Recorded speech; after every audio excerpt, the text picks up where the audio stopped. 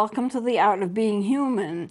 Last segment, I started a series on the defense mechanisms and adjust mechanisms that we use to handle stress.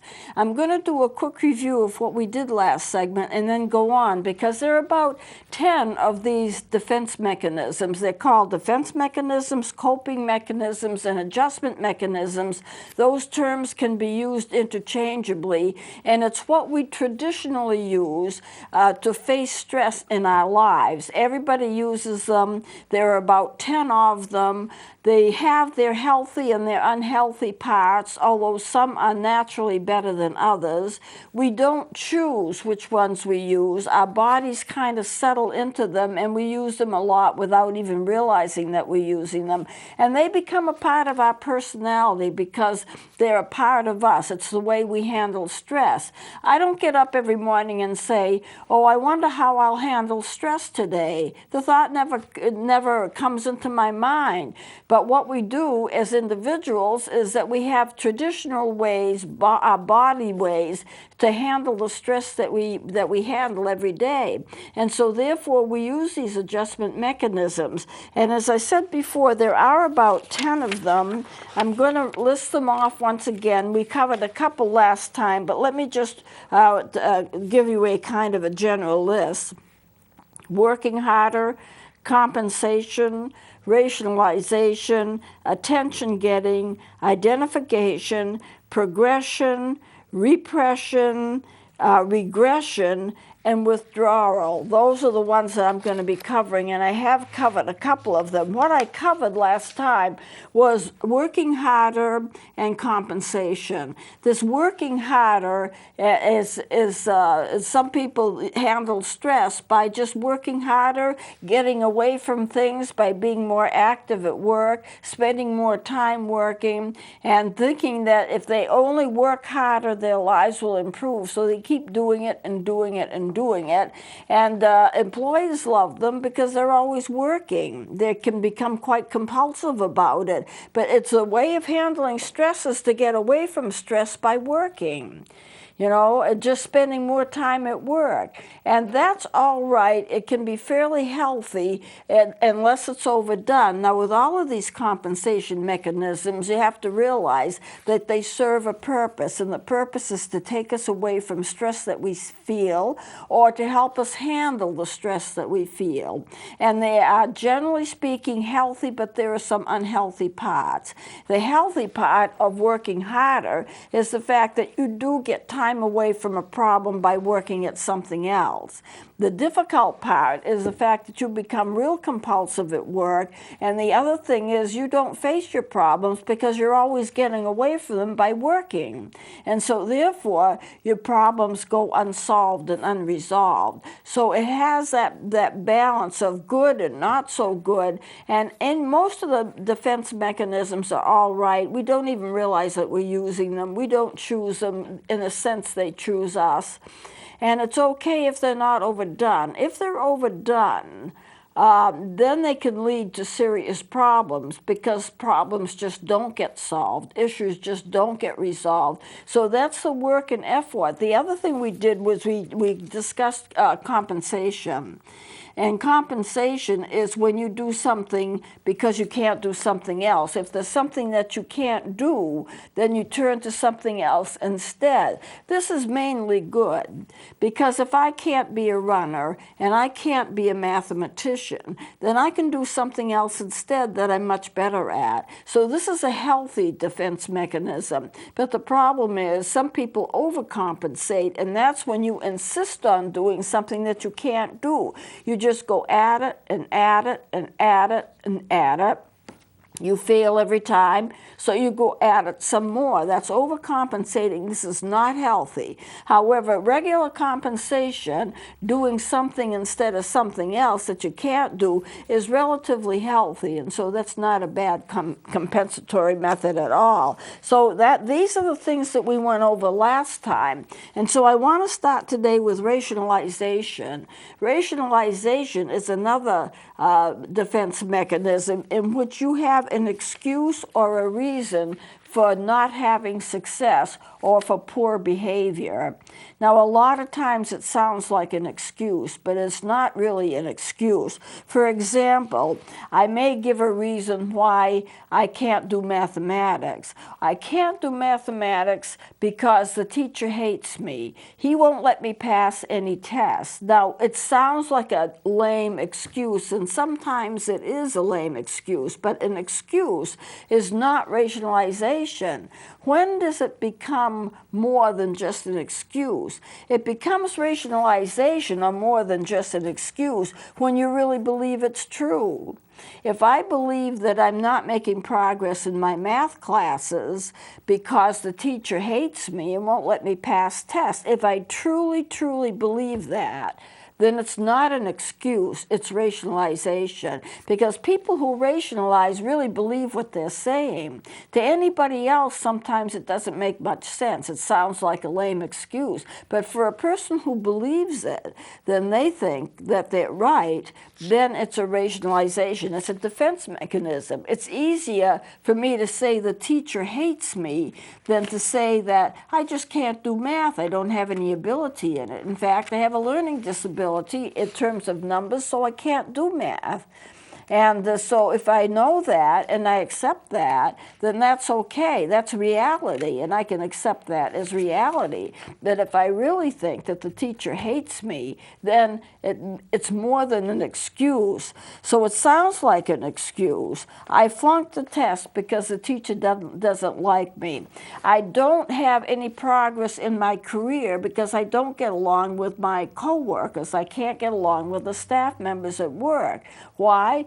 Because they're just a bunch of people who don't like me, and so they treat me miserably, and they make sure that I'm not successful. Well, if somebody came to me in a counseling situation and said to me, I can't make any progress at work, I don't get any promotions because no one likes me, and they have their own pets, and they're going to promote the people that they like, and I'm the newest person on the block, so therefore I don't get considered for promotions. It's those that have been there longest, but it's not fair to me because I'm smarter than they are, but they're not giving me a chance. Well, there's a chance they might be right. And in this case, it would be reality. But I would look at it closely. If you find that somebody's blaming somebody else for something and it seems, maybe a little irrational, but they believe it, then I'm going to go into it. I'm going to counsel them on it. I'm going to find out what's really going on. Could it be that maybe you don't quite have the skills yet that other people have in that department, so you're not being considered until you have more experience, and then by that time you'll have more skills? I mean, I try to make this real so that they will understand that maybe their judgments are not right. Rationalization is a handy thing to have because you can always blame somebody else. There's always a reason for poor behavior. There's always a reason why you couldn't be a success. And at some point, it sounds like an excuse. But as I said before, it stops being an excuse and becomes rationalization when you really believe it's true. One of the things that counselors have to do is to help break through a barrier in the people that they see. And in breaking through that barrier, they want to bring up what's the real truth, because even though counselors can't second guess what people are experiencing, but there's sometimes when you just know when you're talking to somebody that that's just not the case. It's not realistic, and you know that they're on some kind of a path whereby they're denying what the truth is and believing something instead, and it comes up as a rationalization because that's what it sounds like. And then you have to go further and find out what really is going on with them, that they can't deal with the truth. What rationalization and what the other defense mechanisms do is they kind of shield you from the most painful truth. If I really believe somebody hates me, then I have a good excuse for flunking out of a class. And it's a comfortable thing for me to do, and that I don't have to fight to find out what really is going on, why I don't understand or why I don't do well. But in order to heal a person, you see, these can be used too much. Any kind of a defense mechanism can be used too much, and then you get involved in this kind of web. And when a person goes to a counselor, the counselor has to help them get out of that web. You know, what's going on in your life that you need to have this defense mechanism all the time? If it's being overused. If it's not being overused, well, we all have some kind of an excuse. Sometimes we come up with something, and it may not make sense to others, but it makes sense to us. So it's one of those defense mechanisms that can really be overused, and when you get it to be overused, you don't face reality. As a matter of fact, one of the reasons of having defense mechanisms is that you don't have to face reality head on. If you had to face all reality head on, then you might be an emotional mess. Things need to be deflected. And so therefore these excuses or rationalization or other mechanism helps to kind of shield us from what the truth is. We can get to the truth, but if you use the defense mechanisms too much, it's sometimes more difficult to get to the truth, but they are handy and we all use them. So that is rationalization. Now, getting attention, doing things to get attention, and this is a wide range. There's a lot of attention-getting behavior that people do.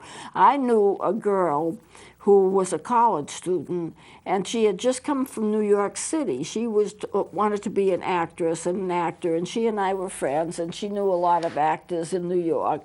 And every so often, she would get out a crutch, and she'd start limping a little and leaning on the crutch. Was there anything wrong with her? Well, once in a while, she did have a problem with an ankle, but she took advantage of that, and whenever she needed to, she whipped out that crutch and used it for attention. Because by getting the attention that she needed, she could accomplish some kind of a goal that she didn't think she could accomplish without that kind of attention. So that's what she did. Everyone needs attention, but there's such a thing as healthy attention and attention that's not so healthy. And some people will go to extremes in order to get the attention that they need or the attention that they want. Children do it a lot too. You know, with a child, getting negative attention is better than getting no attention at all. So a child will do things deliberately wrong, even if they're going to be punished, just for the sake of getting attentions from their parents, if they feel their parent is not giving them enough attention. So they'll spill the milk on the floor deliberately. They'll throw a dish off the table and break it deliberately.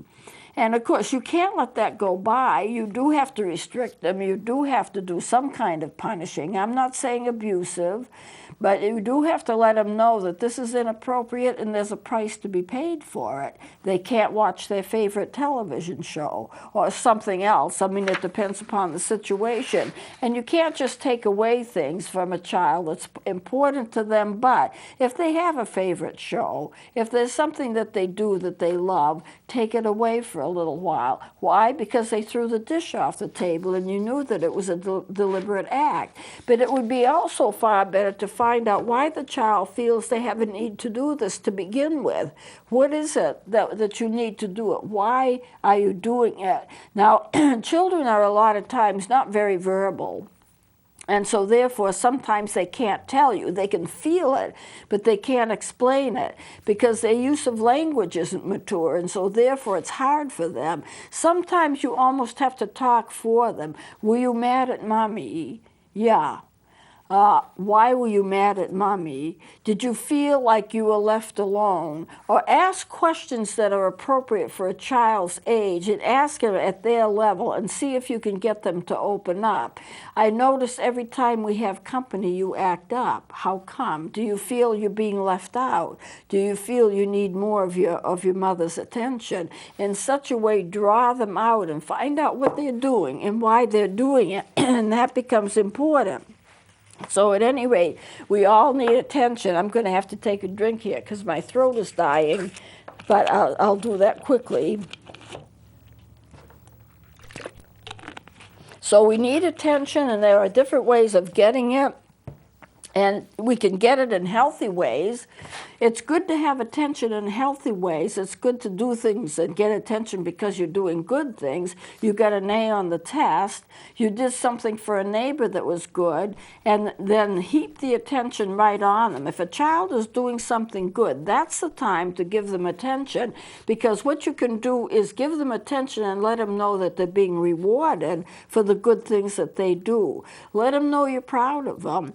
Let them know that if they're doing something to help somebody else, you're really proud of them. And give them attention for the good things that they do. Then they won't be so prone to try to get attention in ways that are negative. Because remember, for children, also for adults, but especially for children, they need to have a lot of attention, and if they don't get it, they will find ways of getting it, even if it means being punished for wrongdoing. So you have to consider a child's needs. And you know when they need the most attention is when another baby is on the way.